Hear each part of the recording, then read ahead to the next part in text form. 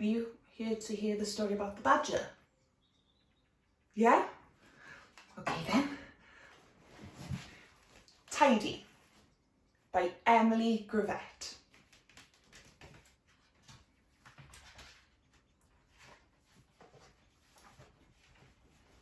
Deep in the forest lived a badger called Pete, who tidied and cleaned and kept everything neat. He tidied the flowers by checking each patch and snipping off any that didn't quite match. He tidied the fox by grooming his fur. He entangled each knot and each twig and each burr.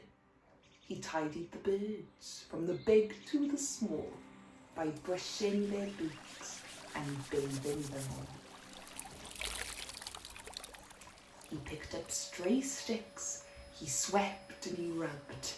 He polished the rocks and he scoured and he scrubbed. So when a leaf fell, well,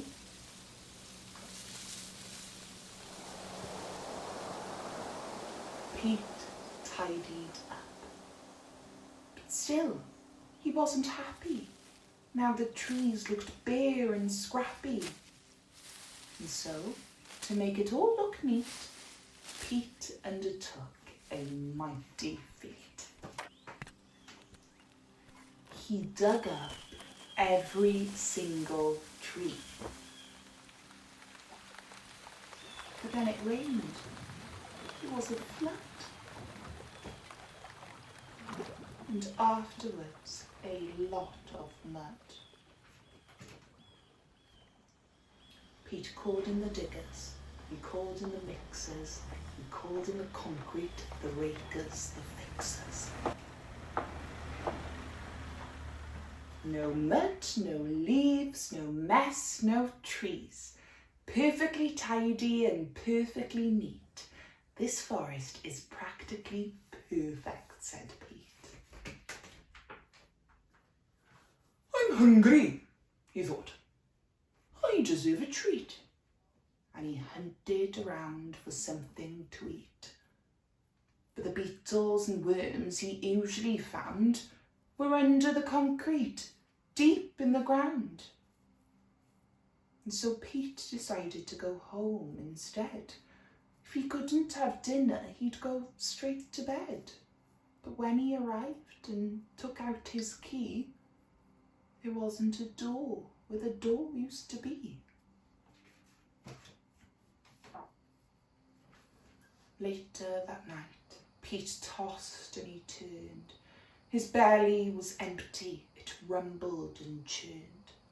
As he lay in his mixer, wide awake, he started to think, I have made a mistake. So, the very next morning, when it got light, he set about trying to put everything right. Then the animals came, from the strong to the weak, and they lent him a paw or a claw or a beak. They put everything back as it always had been, but maybe less ordered and not quite as clean. And Pete, well, he promised to tidy up less. But if he succeeded is anyone's guess. Right, I better get going and do some tidying myself.